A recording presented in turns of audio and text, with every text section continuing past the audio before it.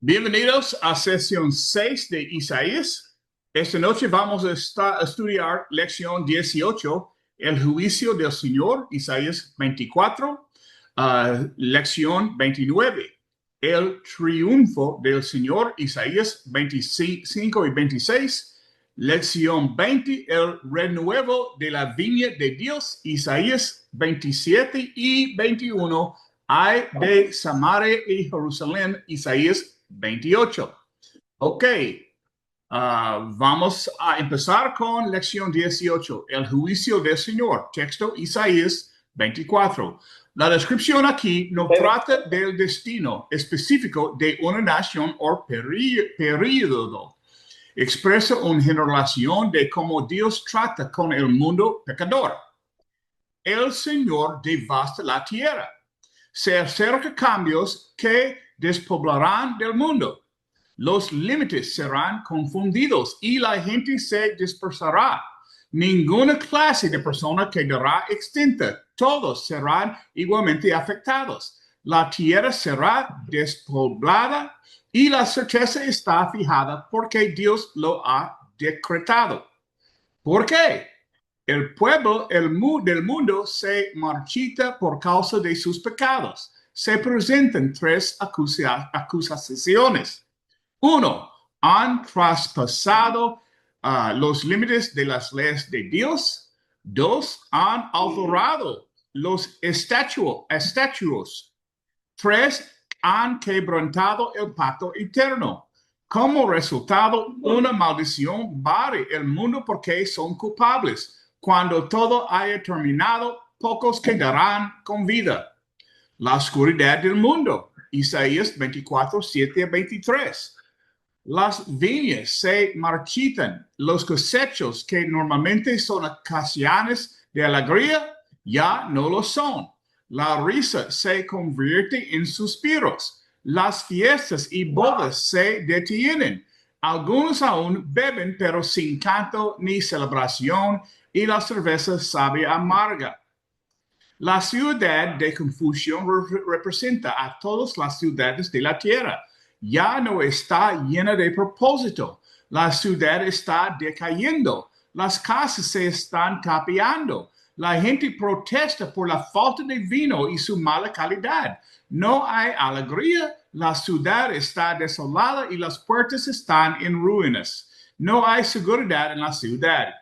Entre los pueblos de la tierra quedará un remanente como las espigas que quedan después de la cosecha. Solo unos pocos aquí y allá que glorificarán a Dios desde el occidente hasta el oriente, a lo largo de las costas. Hasta el confines de la tierra se oye gloria al justo. En este tiempo devastador, algunos continúan glorificando a Dios y siendo agradecidos. Sin embargo, Isaías está angustiado.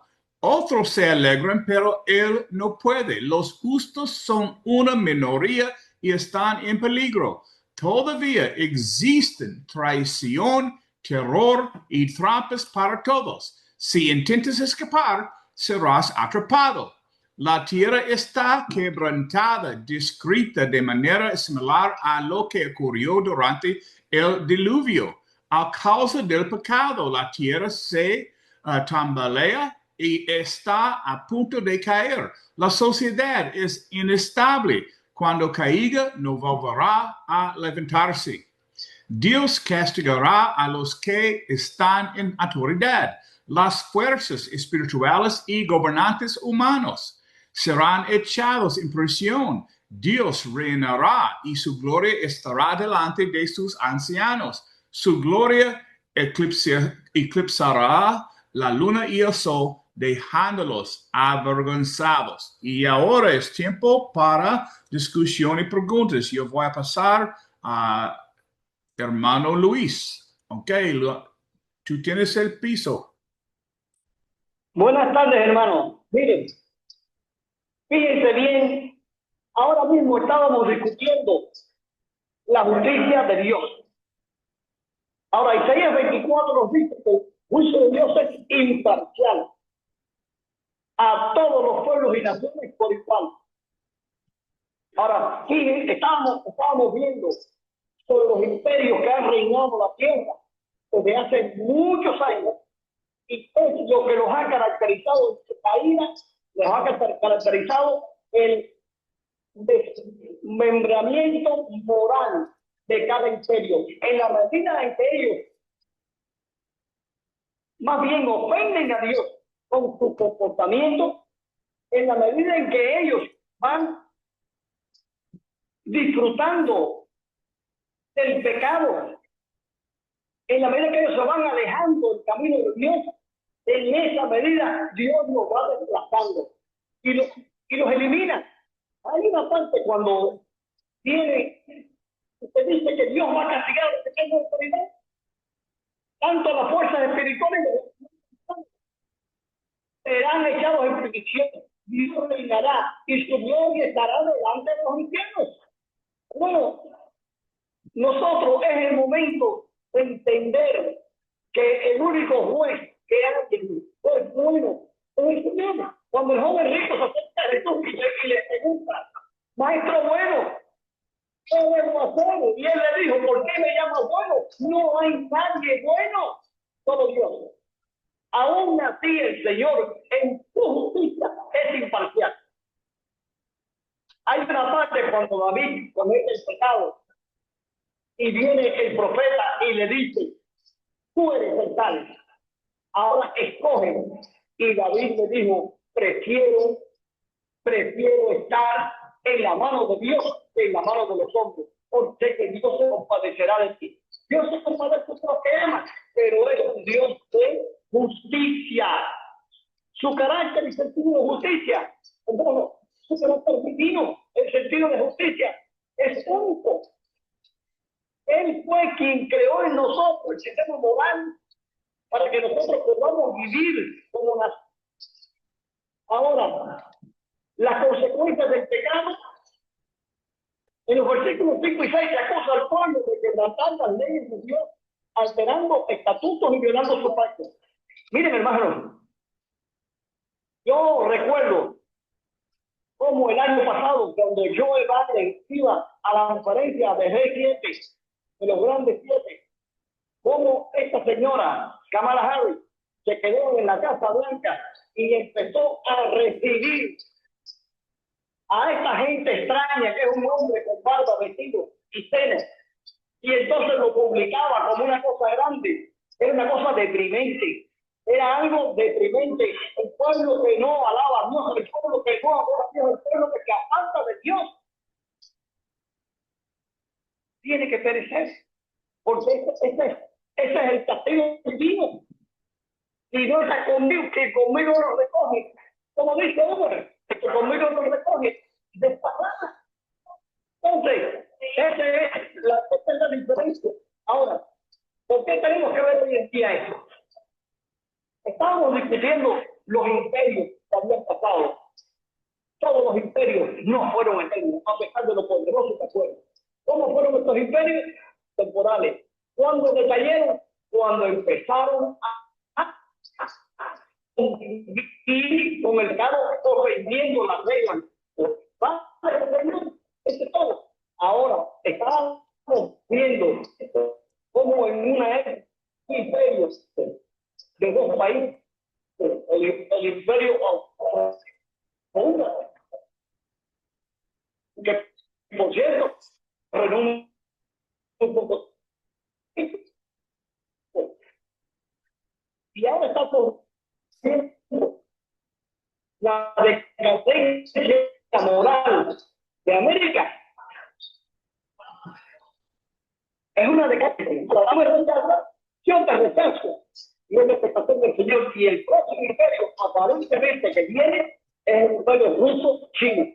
Y les digo, yo me quedé frío cuando estuvo oyendo el discurso del presidente ruso y todo lo que hacía era citar la Biblia, citar la Biblia, citar la Biblia. Y citar la Biblia, no solamente la Biblia, sino todos los libros que habían sobre religión hablando sobre lo mismo, el mismo tema, la moral, la moral. Entonces, en la medida que un pueblo se aparta de Dios, ¡pum!, El Señor se aparta de ellos. Es sencillo. Ahora, ¿qué pasa en una sociedad sin Dios? Es oscura. Dice que está lleno de confusión, ruina, pérdida de alegría. Estaba viendo en la mañana, cuando vino a ver a la secretaria de nosotros, y habían como 3 o 4 hombres, como las 9 de la mañana, y estaban con una cerveza. Bueno, estaban festejando. Después se quejan de esto, se quejan del otro. ¿Qué estaban festejando? No estaban festejando nada.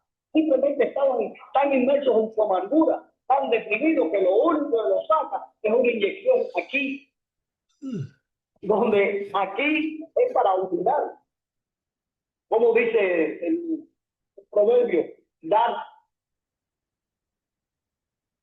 la sidra al desfallecido y al de doble ánimo, y que beban y de sus miserias no se acuerden más. Entonces, la palabra de Dios es como algo tan sólido, tan concreto. Podemos confiar, podemos vivir no solamente por fe, saber en quién estamos confiando, en quién estamos viviendo. Y por último es el reinado supremo de Dios. No hay nadie por encima del Señor.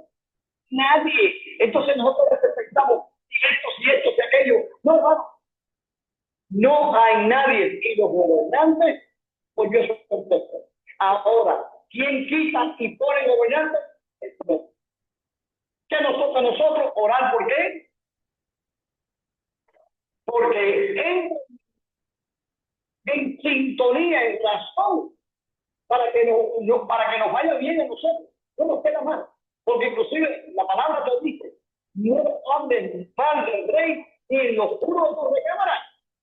Sin embargo, tú vas caminando por ahí, tú ves a todo el mundo hablando mal del rey. Y hablando esto y hablando aquello. Es una maldición que hay, pero la maldición es para el pueblo como tal, porque se está apartando del Señor. ¿Y qué es lo que trae? En la medida que el pueblo se aparta de Dios, miseria y sufrimiento. Pero aún así siempre ha habido un remanente. Nosotros somos un remanente. Nosotros somos el pueblo del Señor. Nosotros tenemos un techo, tenemos un trapo comino, tenemos un bocado que comer. Entonces, estamos bien. Hermano, ok. Sí. Adelante, hermano. Ok. Stop share. Boom. ¿Puedes verme? Sí. Ok. Ahora vamos a lección 19. El triunfo del Señor. Isaías 25 y 26. Alabanza al nombre del Señor. 25, 1 a 5. El nombre de una persona representa su reputación y su autoridad.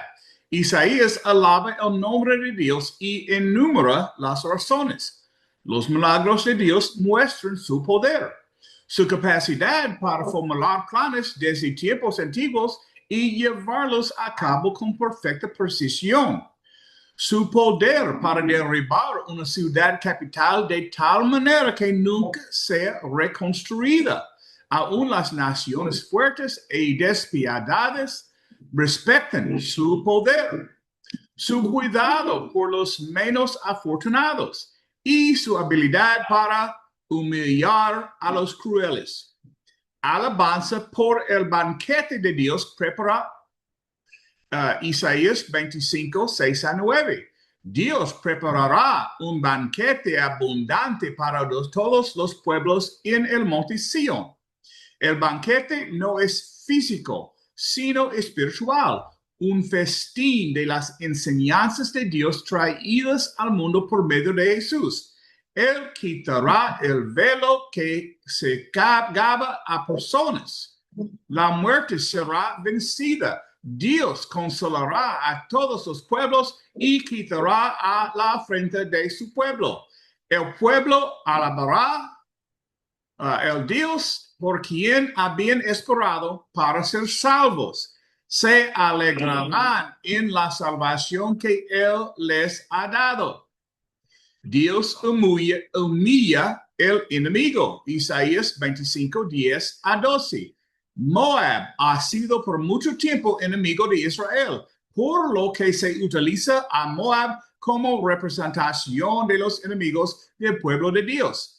Moab será pisoteado y hecho repulsivo e inútil. Dios los dividirá mientras derriba su orgullo y engaño. Pueden pensar que sus muros los protegen, pero Dios derribará esos muros. Alabanza por protección de Dios. Isaías 26, 1 a 10. Se eleva un canto mientras el pueblo de Dios celebra las provisiones que Él ha hecho para su protección. Está dirigido a los justos que permanecen fieles y firmes. A ellos Dios les concede perfecta paz. Todos son llamados a confiar en Él. Dios es el fundamento seguro. Ha derribado a los enemigos de su pueblo tan bajo que los débiles y desamparados pueden caminar sobre ellos. Dios allana el camino para los justos. Su pueblo anhela su presencia y sus juicios. Aún el recuerdo de Dios es deseable. A los malvados se les ha mostrado misericordia, pero no aprenden justicia cuando tienen la oportunidad. En lugar de eso, traten injustamente al pueblo de Dios. No pueden ver la majestad del Señor, quien gobierna y los juzga. Dios nos sostendrá en las tribulaciones. Isaías 26, 11 a 19. La mano de Dios se levanta para castigar a los malvados, pero ellos no lo ven. Sin embargo, si ven como Dios defiende con celo a su pueblo y se avergüenzan, los justos verán la paz. Se sienten confiados al ver todo lo que Dios ha hecho. Otros han gobernado,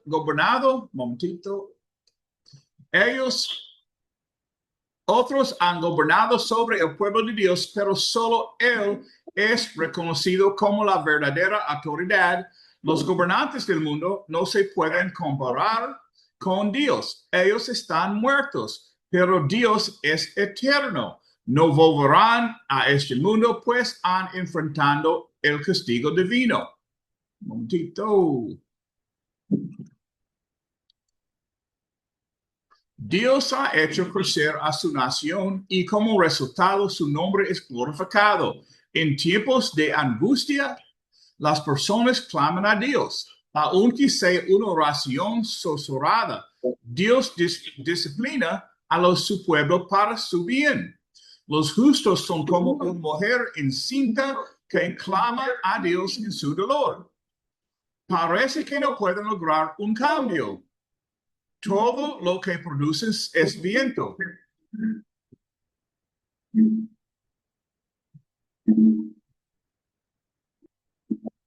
Sus esfuerzos no pueden salvar al mundo, pero un día los muertos resucitarán. La tierra dará a luz. Tened paciencia, la liberación vendrá. Isaías 26, 20, 21. Momentito. Isaías invita a su pueblo a refugiarse. Isaías invita a su pueblo a refugiarse en sus hogares. El tiempo de la ira llegará a su fin. Dios está a punto de castigar a los habitantes del mundo por sus pecados y lo que se ha hecho será revelado. Ok, es tiempo para pasar a Luis. Momentito. Power on. Bluetooth. Ok. Bluetooth connected. En Isaías de nuevo, el carácter de Dios en el triunfo. Ahora, Isaías daba a Dios su poder y cuidado para con los humildes. El Señor es todo todo amor, toda paciencia, pero también es toda justicia. El Señor es de todo lo bueno que podemos ver en el mundo. Ejemplo, que él no lo ha creado. Ahora, hay una diferencia en el triunfo humano. Estábamos hablando ahorita de los imperios que pasaron. Todos esos imperios y todos esos emperadores pasaron. Qué vergüenza más grande la de Napoleón cuando trató de alcanzar Rusia. Y los rusos, ¿qué le hicieron? Los rusos llegaron y se retiraron y le metieron candela a Moscú.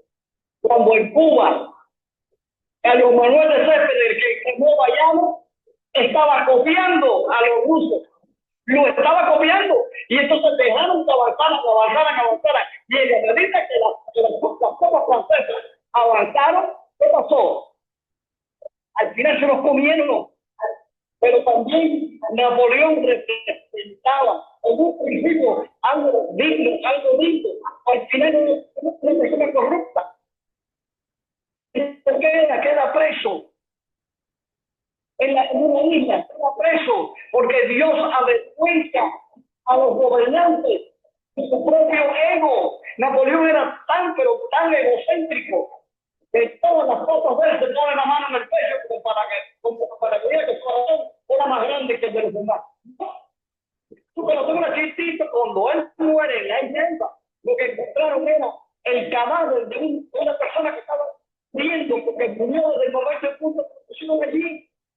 Entonces, esa es la diferencia del triunfo de Dios. Cuando Dios triunfa, es para bien de todos, para beneficio de su pueblo. Nosotros tenemos la seguridad, tenemos la certeza de que todo cuanto Él tiene preparado y ha prometido para nosotros, lo va a dar.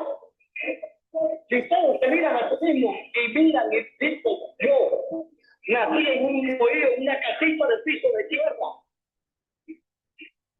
y vivo en una residencia, vivo en una casa buena, entonces soy afortunado, no, soy bendecido. El Señor me ha bendecido. Y no solamente porque tenga la casa, sino porque mi corazón se deleita en las cosas de Dios. Cuando en todo momento y en todo momento, ¿qué tenemos? Tenemos la acechanza de Satanás. Satanás, en la medida que tú vayas avanzando, él te va a venir a poner el aguijón como un alacrán. Y cada vez que vamos a hacer algo bueno a los ojos de Dios, Satanás te hiere donde más te duele. ¿Qué hace? Por eso Jesús dijo, usted ame al Padre, Padre, más que mí, porque si tú vas a hacer una obra para el Señor, cuando tú vas a trabajar haciendo algo para el Señor, tú no puedes mirar para acá. Aquel que pone cuando el profeta le dice, vamos, Elías le dice a Eliseo, vamos, no, déjame ver a mi padre. No, deja que los muertos entierren a sus muertos. Entonces, sígueme. Y esta es la ley de Dios. Vamos a seguirlo a Él. Pero ¿por qué en el banquete de la salvación? Sabiendo que en Cristo Jesús somos más vencedores. ¿Por qué? Porque Él lo ha decretado. ¿Por qué? Porque podemos dormir tranquilos aún en medio de un apagón. Podemos dormir tranquilos sabiendo de esto, Padre, que está conmigo, es muy fuerte y me va a proteger. Estaba viendo una cantidad de gente contenta y a mí me picaban los moquitos y me pensaban, no, Señor, no permite que pase eso porque yo soy cojo para las enfermedades.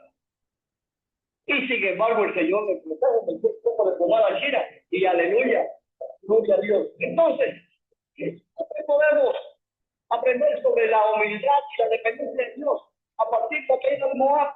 Hermano, no importa el potencial de una nación, toda nación que se rebele contra el Padre, perece. No importa el potencial, todas estas naciones que estamos viendo hoy, estamos escuchando con el hermano Andrés y los hermanos, todos estos imperios, ellos pensaron que eran Dios, el gran Khan. Cuando yo estuve leyendo la vida del gran Khan era Dios. Y el gran Khan había que adorarlo, un Dios. Y estaba viendo una película donde el soldado ruso viene y prácticamente ellos lo destruyen y muere combatiendo, y el gran Can se arrodilla y le dice el soldado, tú viste como tú te estás arrodillando delante de mí. El orgullo, pero el orgullo de aquella persona que vivió y que murió por una causa, y aquel que vive y muere por una causa de la fe, hermano, no muere. Entonces, el gran Can con toda su riqueza, pasó, y después pasaron. ¿Y qué nos toca a nosotros? Cada día confiar, saber que el Señor está con nosotros. Ahora, cuando el profeta nos dice que los muertos vivirán, miren, en la medida que nos vamos poniendo entrado en años, para no decir viejos, porque esta palabra es un poco fea, en la medida que vamos entrando en años, ¿qué nos pasa? Empezamos a recordar esto, a recordar aquello. Entonces la gente piensa, empieza a tener ideas equivocadas de nosotros. Cuando nosotros estamos retrocediendo la niñez, porque realmente lo que deseamos son aquellas cositas de la niñez, aquellos caballos que nosotros hacíamos con un pedazo de palo, aquellas espadas, aquel pañal en que nos poníamos la cama y preferíamos hacer el sol, aquellos días en que teníamos amigos, aquellos días cuando tú ibas a visitar a tus amigos y te daban de comer, que comieras un pancito con no sé qué cosa, venga, un vaso de limonada, y estos muchachos, y se les daba de comer. ¿Por qué? Porque vivíamos a los pies del Señor, aunque era una confesión católica, estábamos adorando a Dios. Y cuando tu abuela o tu papá te decían, cuidado con desprecio, porque si usted decía una blasfemia, venía la mano y le partía la boca y sacaba. Entonces, los muertos vivirán, esa es una promesa para nosotros, que hemos llegado a cierta edad. Y como que dice, ¿y ahora qué? ¿Todo esto que hemos vivido es en vano? No. Todo esto que hemos vivido es para alimentar la fe de que vamos a seguir viviendo y de que un día nos vamos a ver. El otro día estaba viendo al hermano Luis Caldetina y estaba hablando con su mamá y conversamos de todas las cosas que hicimos juntos. Y yo le decía a la madre, ¿tú crees que todo esto fue por gusto? No fue por gusto. Entonces, Luis Caldetina siempre me decía un chiste. El chiste que me decía era, cuando entre al paraíso voy a tener pruebas por San Pedro. Y yo le decía, ¿pero por qué? Y tú me decía, porque San Pedro no es dicho, ahí tienes 2000 vírgenes para que te des banquete. Y yo voy a decirle, San Pedro, yo solamente tengo ojos para mi esposa Anita. Y yo veía aquello como una cosa linda, bien linda lo vi. Porque es la proyección de un hombre que ama a Dios y que ama a su esposa.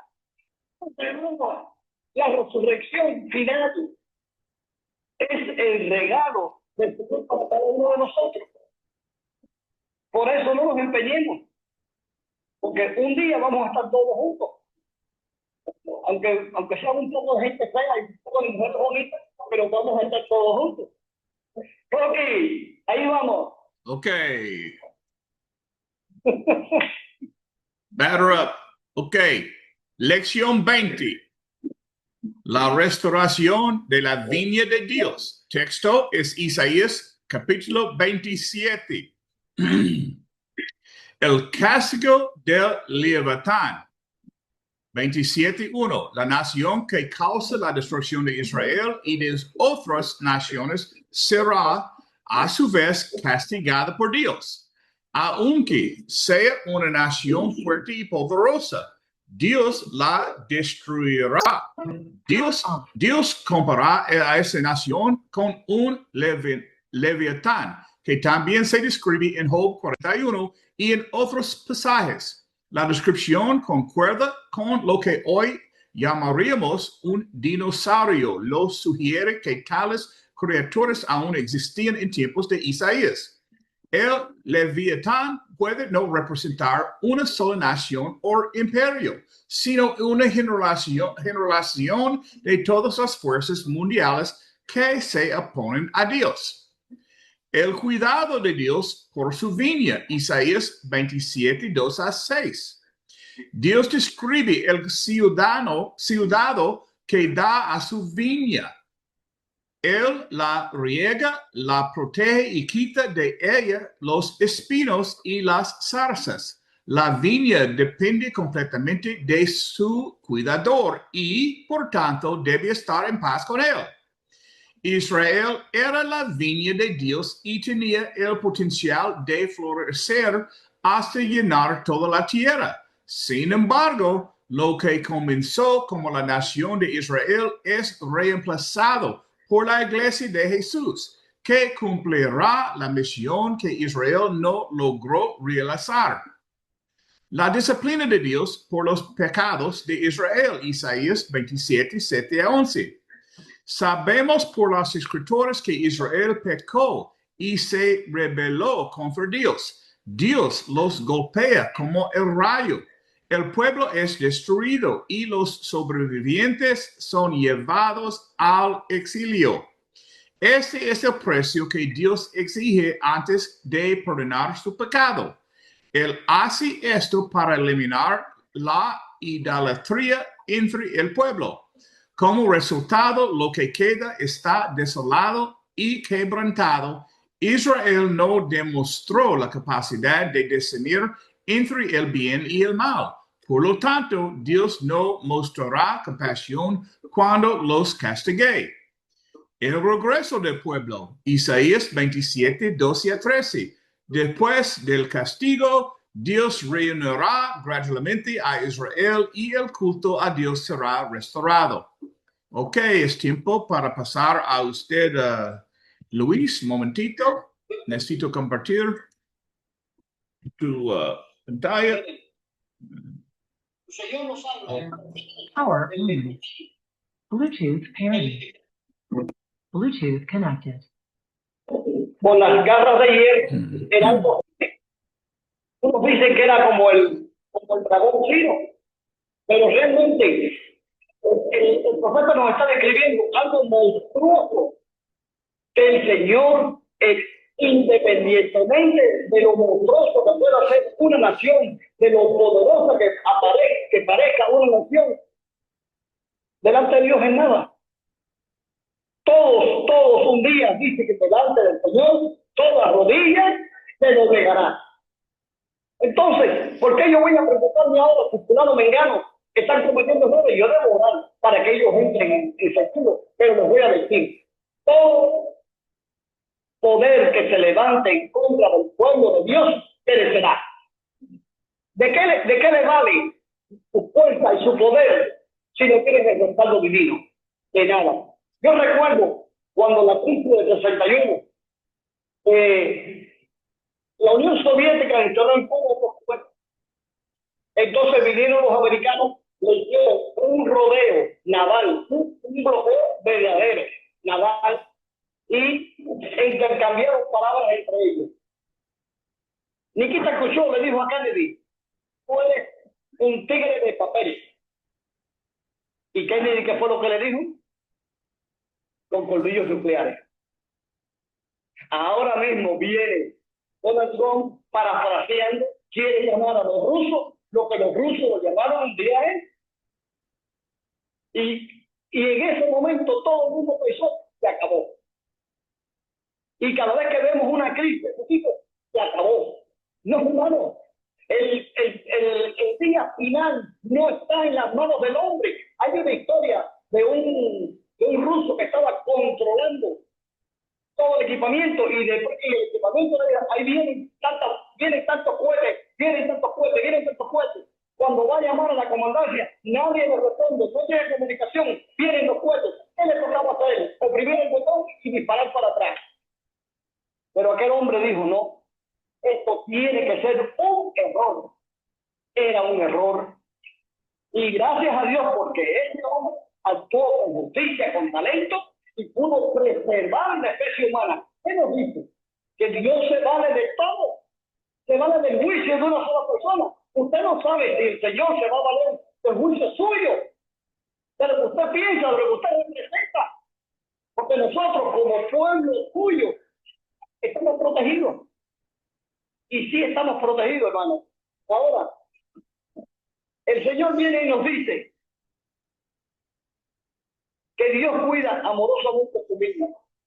Bueno, la palabra que Jesús utiliza para referirse a Dios es Padre. Padre. Yo soy padre. Verdaderamente no hay una etapa en mi vida más linda y más representativa que ser padre. Llegó el momento en que había que impartir justicia, porque si usted no aplica disciplina, lo que tiene son delincuentes. Yo recuerdo estudiando con esta universidad en Estados Unidos, como ellos decían, tiene que enseñar al niño lo que es hacer preventivo. Y preventivo es en el momento que el niño se está portando mal, usted hace un conteo de protección para que entre en razón y empieza con 1, 2 y se va quitando el 5, 3, 4. Si cuando llega hasta 10 y usted tiene el afuera y él persevera, lo coge el chucho. Por eso, cuando estábamos en la calle, yo recuerdo que estaban todos los niños y sus cosas, y yo nada más que decía 1, 2, 3, 4, y estaban los dos ahí. ¿Qué pasó? ¿Qué hice? Entonces, hermanos, si nosotros como padres sabemos administrar justicia, pero más que todas las cosas, con amor, yo no creo que nadie pueda amar más a mis hijos que yo. Yo no creo que nadie pueda amarme más a mí que mi padre.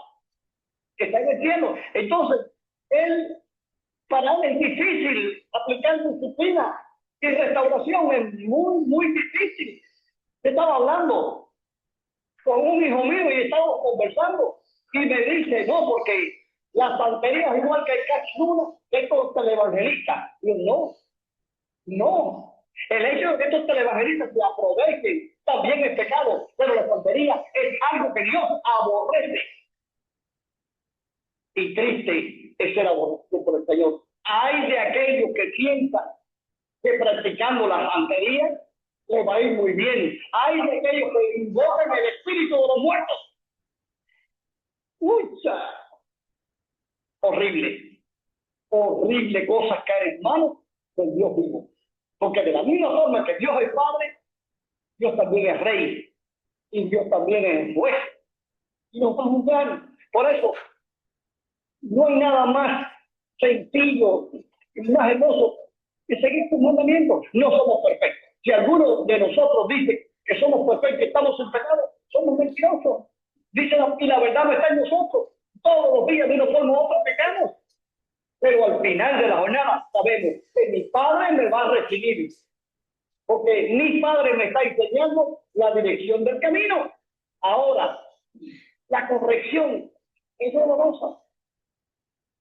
¿Quién de ustedes no se acuerda cuando tu papá cogía y te miraba y te despegaba un F-111 y te pasaba por aquí, por el pelo y dice, la otra va directo?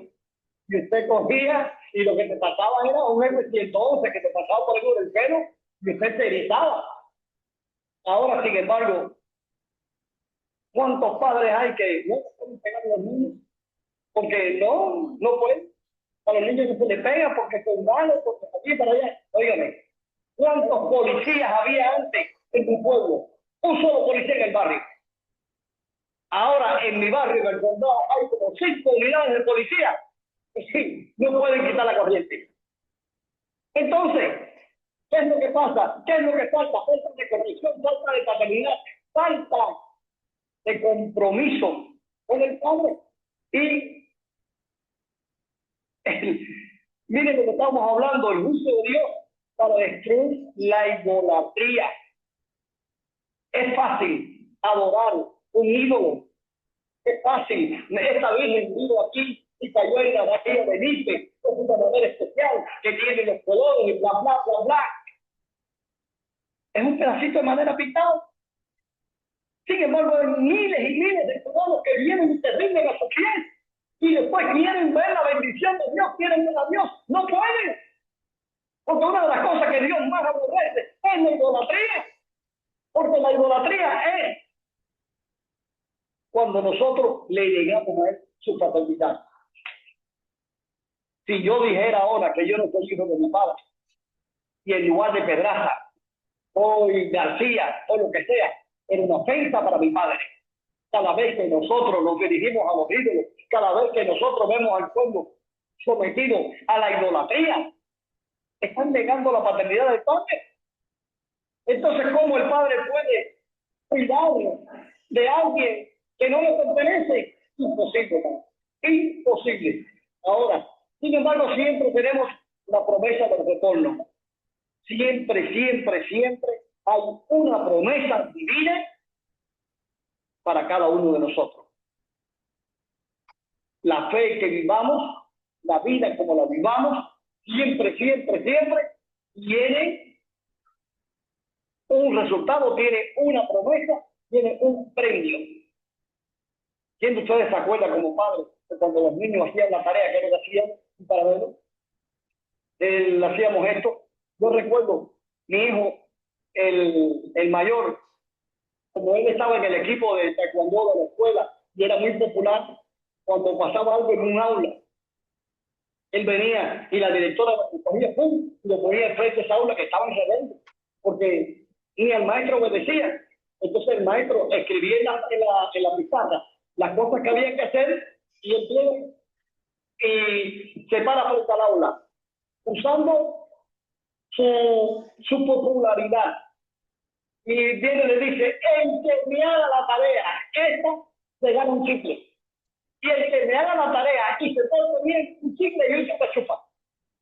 Y en ese momento voy entrando y dice: yo estoy tan papá que lo voy a comprar.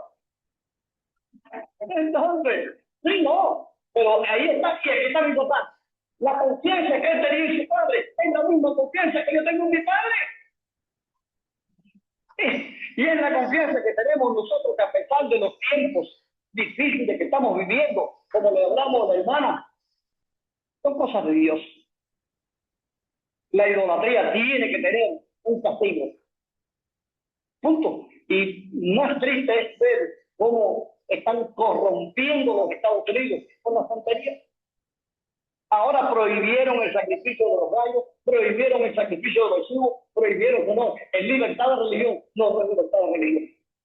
Aquí no es un asunto, la libertad de religión era para que las diferentes grupos cristianos no pelearan entre sí, pero no para que viniera toda esa porquería que viene del sur y lleguen allá a contaminarnos. Y usted ve que viene la gente con sus cosas, y digo: compadre, venir de tan lejos a la palabra que cabe es difícil. Entonces, Dios promete siempre que hay esperanza. Y la esperanza que nosotros podemos tener en Él es saber que mañana es un día que va a ser mejor. Rocky, adelante, hermano.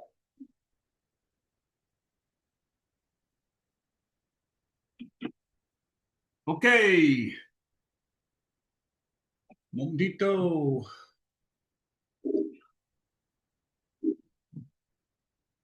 Ahora vamos a lección 21. Ay de Samaria y Jerusalén. Texto Isaías 28. El orgullo y la embriaguez de Israel.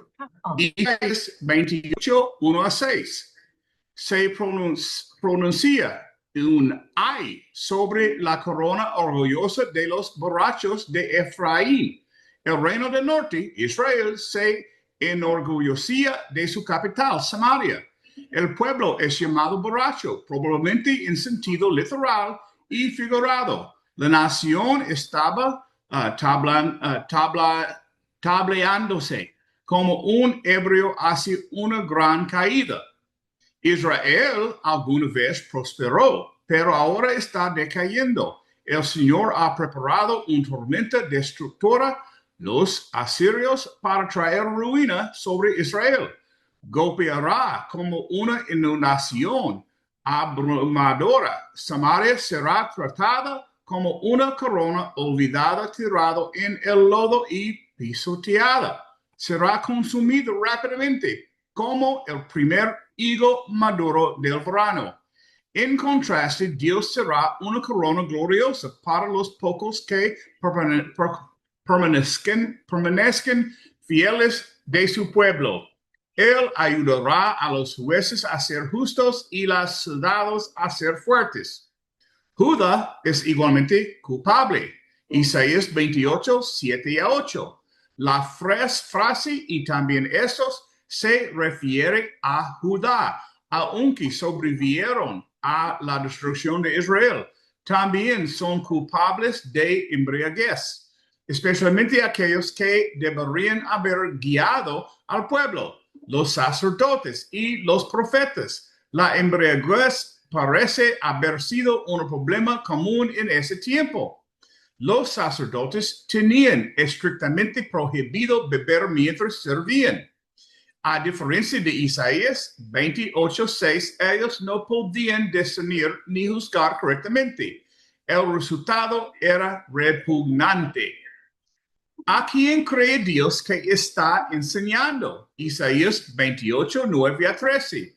Los burladores de Judá rechazaron las advertencias de Isaías. Alegaban que su mensaje era demasiado simple, como si fuera para niños. Decían que sus enseñanzas eran básicos y repetitivas, como las de un maestro de escuela primaria. Se burlaban del profeta, considerándolo un moralista insoportable. Pensaban que eran lo suficientemente sabios y no necesitaban que nadie les enseñara. Pero Dios responde que les hablará de una manera que sí entenderán. Por medio de extranjeros, los babilonios, Él se enseñó el camino de descanso y la felicidad, pero se negaron a escuchar. Por eso los tratará como a niños pequeños que deben aprender lecciones simples mientras tropiezan rumbo al cautiverio. La incredulidad y el exceso de confianza de Judá. 28, 14 a 22. El Señor juzga a los burladores que gobiernan Judá. Ellos creen estar seguros porque tienen un pacto con la muerte y el Seol, una alianza con los asirios y los egipcios, que supuestamente los liberará de la invasión, pero ese acuerdo está construido sobre mentiras y engaños. En contraste, Dios pondrá un fundamento firme y probado, algo precioso y duradero, una referencia al Mesías, 1 Pedro 2:6, Efesios 2:20, Romanos capítulo 10. Quien confíe en él no será avergonzado. La astucia y la rectitud serán la medida de todo. El castigo desbordará sobre los que confían en engaños. Dios anulará el pacto que en el tanto confiaban. Judá será pisoteado repetidamente por los ejércitos invasores. Su situación será incómoda, como dormir en una cama demasiado corta o cubrirse con una manta demasiado pequeña. Ninguno de sus planes funcionará. Dios está actuando como lo hizo contra los filisteos. Si los burladores no se arrepienten, Dios hará que las pruebas sean más fuertes y más largas. Una lección de agricultura, Isaías 28, 33 a 39. El agricultor no pasa todo el tiempo preparando el suelo.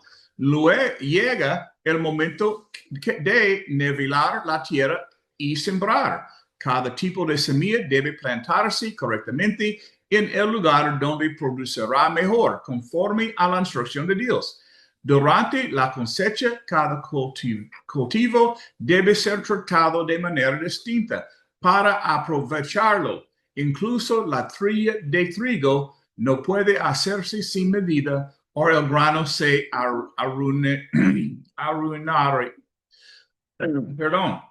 arruinaría. El punto es que Dios trata con las naciones y las personas de distintas maneras en distintos tiempos para promover la justicia. Dios no actúa arbitrariamente, sus acciones son sabias y cuidadosamente planificadas. Ok, Luis, es tu tiempo otra vez. Momentito, para adelante y Power on. compartir tu pantalla. Bluetooth pairing. Bluetooth connected. Oh, Podemos ver adelante, las cosas adelante, hermano. fíjense bien. En este momento, Isaías, la nación de Israel está dividida, está Judá y después está todo lo que es el reino del norte. ¿Qué le pasa al reino del norte? El reino del norte se corrompe, se pierde.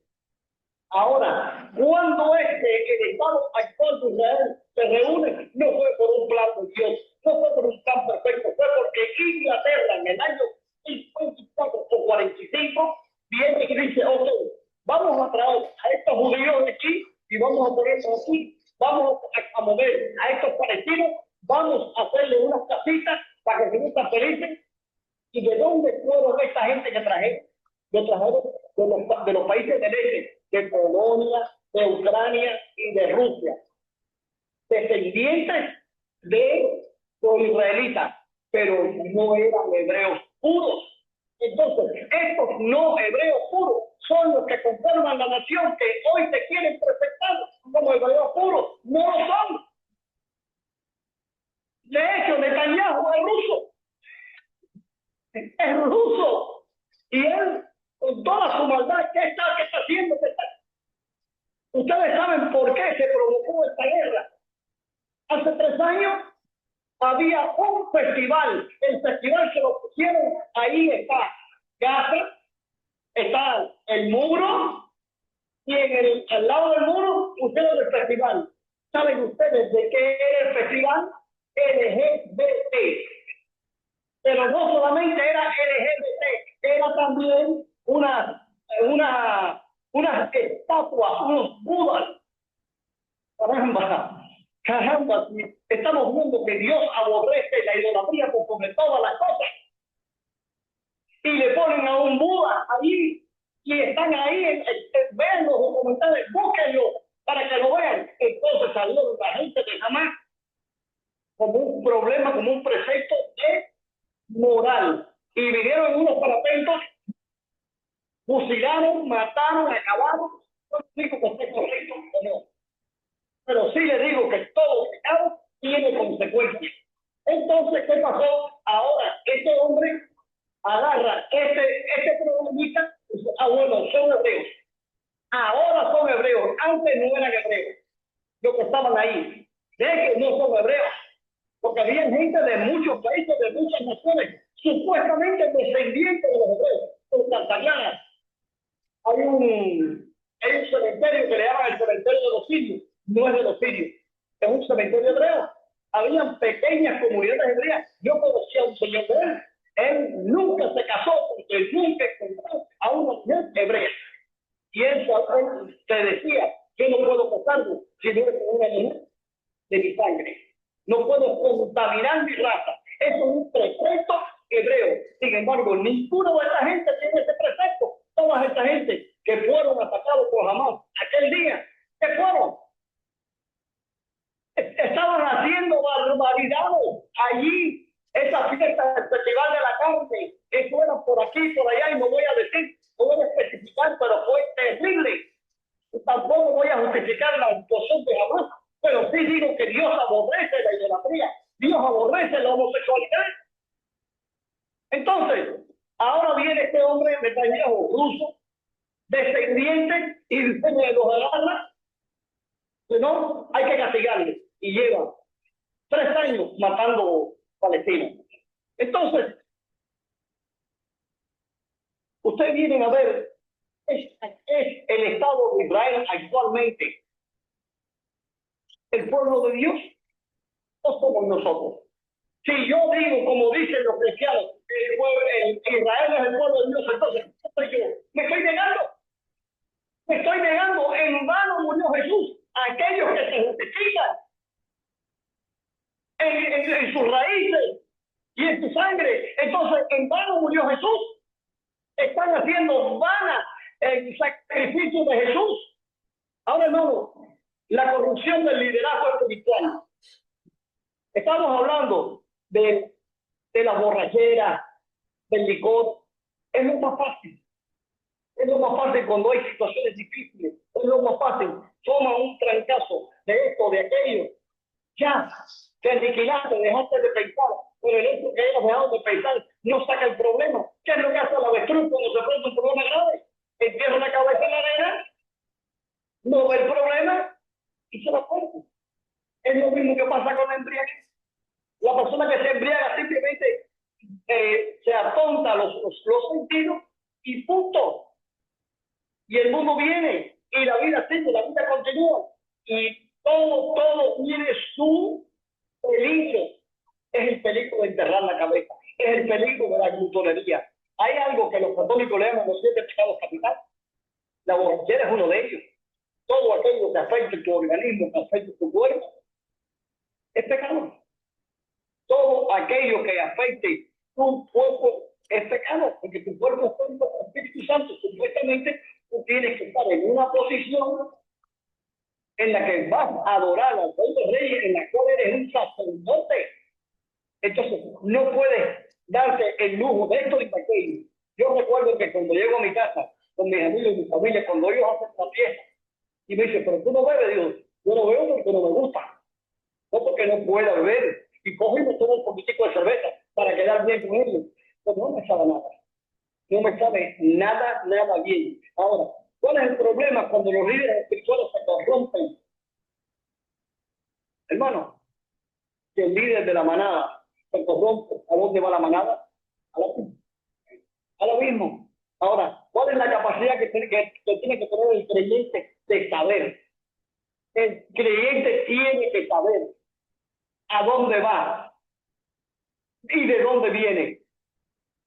Yo me quedo maravillado con tantos americanos, amigos míos, que ellos allá son más fariseos que nadie, porque las leyes así, y vienen a Cuba y se arrodillan y se inclinan delante de un presidente de la Iglesia de Cristo. Y yo digo, pero ¿cómo es eso? Que tú seas un anciano de la Iglesia de Texas, uno de los estados más radicales, y que vengas a Matanza todos los años y haga lo mismo. Entonces, el presidente, ¿qué es eso? ¿Qué estás haciendo? Te estás aborreciendo a ti mismo. Porque 30 años que no pueden tener ancianos, que no pueden tener una iglesia organizada, que no pueden tener todo como si fuera una denominación más. Entonces, ¿qué han hecho? Han hecho de la Iglesia de Cristo una denominación. No me digas que eres Iglesia de Cristo. No voy a jugar a más nadie. Pero sí puedo decir que cada vez que hablo con los americanos, ellos bajan la cabeza. Porque saben lo que están haciendo y lo están haciendo mal. ¿Y por qué no lo hacen? Porque les falta coraje. ¿Y por qué no tienen coraje? Porque tienen miedo de venir a pasarse las vacaciones. Ellos vienen, van a hacer este programa, van a hacer el otro, ¿no? Por sus vacaciones. No me refiero a las personas que vienen, me refiero a los líderes que vienen patrocinados por las iglesias. De las vacaciones se tienen que seguir el ruido de la corriente. Eso nos pasa hoy. Por eso es tan importante que nosotros como iglesia aprendamos primeramente a obedecer a Dios. Segundo, que tengamos el coraje de confrontar cuando hay algo mal hecho. Y tercero, el liderazgo colectivo. Hermano, cuando hay liderazgo colectivo, no hay errores. No hay lugar de error. Oye, te equivocaste, fulano. Oye, Mengano, esto no es así. Se discute entre ellos. Se corrigen. Un barco tiene no sé cuántos radares, no sé cuántas computadoras, y cada no sé cuántos minutos se está corrigiendo trayectoria. ¿Por qué? Porque las corrientes lo afectan, la temperatura, el agua, todo lo afecta. A nosotros nos pasa igual, todo nos afecta. Todos los problemas que afectan a la sociedad nos afectan a nosotros. Y como líderes estamos aquí ligados a cometer errores. Por eso es importante que somos el patrón del Señor y el liderazgo es el que nos va a proteger. Y no solamente nos van a proteger, sino que podemos confiar que si algo me pasara, la congregación sigue en el mismo lugar. Ahora, ¿Cuánta gente no hay que se está burlando de nosotros? ¿Cuánta gente no hay que se burla? Que son Isaías, ay, Isaías, las enseñanzas tuyas son muy respetuosas. Yo recuerdo que estaba en Matanza un día y viene este señor, un español, y ¿tú quién eres? Un pedazo. ¿De dónde tú eres? De Santa Cruz del Norte. Ah, tú eres de Julio. No, yo no soy de Julio. Yo soy de Cristo. Tú sabes lo que te quise decir. No, no se explico. Yo soy de Cristo. Yo, cuando me bauticé, yo entendí en quién creía y a quién me entregaba. Julio Alfonso fue la persona que me llevó, Señor. Julio Alfonso fue el líder que me guió en mi momento de turbulencia. Julio Alfonso fue la persona que yo más amo en el Señor. Pero no soy seguidor de Julio Alfonso. Soy seguidor de Cristo Jesús. Y eso pasa. Y eso pasa cuando recuerdo que estando en la fábrica, venían y te decían, pero la religión es para la gente de poco nivel. Nosotros los profesionales, no es para que tengamos esto ni aquello, ese tipo de creencias. Bueno, esas personas yo las vi hace 3 años. Y cuando yo los vi hace 3 años, entonces no, pero tú duermes en el frío, digo no, yo duermo con Jesús, al que ustedes rechazaron. Yo vivo con Jesús, a quien ustedes rechazaron. Y me miran y doy cabeza. Entonces, un día, porque yo les prediqué el evangelio, no tienen justificación. Ellos siguieron su camino. ¿Y que encontraron otro camino? El vacío. El vacío de la vida. La vida no tiene sentido sin Cristo Jesús. Ahora, la disciplina.